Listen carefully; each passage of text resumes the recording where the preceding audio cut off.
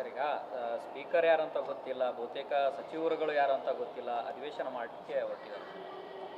ಇನ್ನೂ ಟೈಮ್ ಇದೆಯಲ್ವಾ? ಇನ್ನೂ ಆಗಸ್ಟು 6ನೇ ತಾರೀಕು ಅಂತಿದೆ.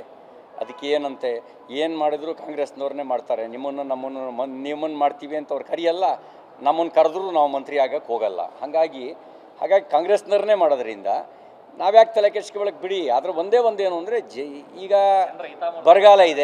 ಬರಗಾಲ ಇರೋದ್ರಿಂದ ಕನಿಷ್ಠ ಕೃಷಿ ಇಲಾಖೆಗಾದರೂ ಒಂದು ಪೂರ್ಣ ಪ್ರಮಾಣದ ಸಚಿವರನ್ನ ಕೊಡಿ ಆದಷ್ಟು ಬೇಗ. ಕೃಷಿ ಬರ ಇರೋದ್ರಿಂದ ಈ ಬರಗಾಲ ಅದು ಸಂದರ್ಭಕ್ಕೆ ಹೋಗಬೇಕು, ರೈತರ ಅಹವಾಲನ್ನು ಕೇಳಬೇಕು. ಯಾರೊಬ್ಬರು ಪೂರ್ಣ ಪ್ರಮಾಣದಲ್ಲಿ ಸ್ಪಂದಿಸುವಂಥ ಕೃಷಿ ಖಾತೆ ಸಚಿವರು ಬೇಕು. ನೀವು ಬೇರೆ ಯಾವುದಕ್ಕಾರು ಕೊಡ್ತಿರೋ ಬಿಡ್ತಿರೋ, ಶಿಕ್ಷಣಕ್ಕೆ ಮತ್ತು ಕೃಷಿಗೆ ಒಂದು ಪೂರ್ಣ ಪ್ರಮಾಣದ ಸಚಿವರನ್ನು ಕೊಡಿ. ನಿಮಗೆ ನಮಗೂ ಅರ್ಥ ಆಗುತ್ತೆ. ನೀವು ಹೊರಗಡೆ ಎಷ್ಟೇ ಬಲಿಷ್ಠರಾಗಿ ಕಂಡರೂ ಕೂಡ ನಿಮ್ಮ ಕೈಕಮಾಂಡ್ ಅಡಿಯಲ್ಲಿ ನೀವು ಯಾರೂ ಸ್ವತಂತ್ರರಲ್ಲ ಅಂತ ನಮಗೆ ಗೊತ್ತು. ನಾನು ಗುಲಾಮ ಅಂತ ಪದ ಉಪಯೋಗಿಸಲ್ಲ. ನೀವು ಸ್ವತಂತ್ರರಲ್ಲ ಅಂತ ನಮಗೆ ಗೊತ್ತು. ಹಾಗೆ ನೀವು ಸ್ವತಂತ್ರ ಅಲ್ಲದೇ ಇರೋದ್ರಿಂದ ನಿಮ್ಮ ಕಷ್ಟ ನಮ್ಗೆ ಅರ್ಥ ಆಗುತ್ತೆ. ಹಾಗಾಗಿ ನಾನು ನಿಮಗೆ ವಿನಂತಿ ಮಾಡೋದೇನು ಅಂತ ಹೇಳಿದ್ರೆ, ಒಬ್ಬ ಶಿಕ್ಷಣ ಸಚಿವನನ್ನು ಪೂರ್ಣ ಪ್ರಮಾಣದಲ್ಲಿ ಕೊಡಿ, ಒಬ್ಬ ಕೃಷಿ ಸಚಿವರನ್ನ ಪೂರ್ಣ ಪ್ರಮಾಣದಲ್ಲಿ ಕೊಡಿ. ಉಳಿದಿದ್ದು ನಿಮ್ಮ ಮರ್ಜಿಗೆ ಬಿಟ್ಟಿದ್ದು, ನಾವು ಅದಕ್ಕೆ ಇನ್ನೇನು ಹೇಳಲ್ಲ.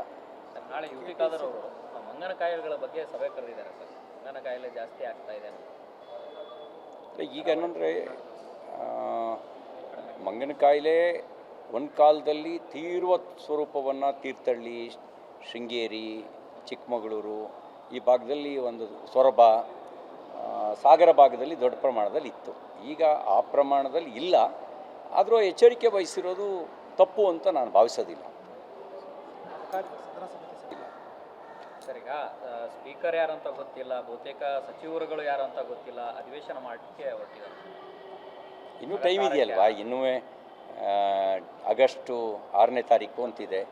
ಅದಕ್ಕೆ ಏನಂತೆ ಏನು ಮಾಡಿದ್ರು ಕಾಂಗ್ರೆಸ್ನವ್ರನ್ನೇ ಮಾಡ್ತಾರೆ. ನಿಮ್ಮನ್ನು ಮಾಡ್ತೀವಿ ಅಂತ ಅವ್ರು ಕರೆಯಲ್ಲ, ನಮ್ಮನ್ನು ಕರೆದ್ರೂ ನಾವು ಮಂತ್ರಿ ಆಗಕ್ಕೆ ಹೋಗಲ್ಲ. ಹಾಗಾಗಿ ಕಾಂಗ್ರೆಸ್ನವ್ರನ್ನೇ ಮಾಡೋದ್ರಿಂದ ನಾವ್ಯಾಕೆ ತಲೆ ಕೆಡಿಸ್ಕೊಳ್ಳೋಕೆ ಬಿಡಿ. ಆದರೆ ಒಂದೇ ಏನು ಅಂದರೆ ಈಗ ಬರಗಾಲ ಇರೋದ್ರಿಂದ ಕನಿಷ್ಠ ಕೃಷಿ ಇಲಾಖೆಗಾದರೂ ಒಂದು ಪೂರ್ಣ ಪ್ರಮಾಣದ ಸಚಿವರನ್ನ ಕೊಡಿ ಆದಷ್ಟು ಬೇಗ.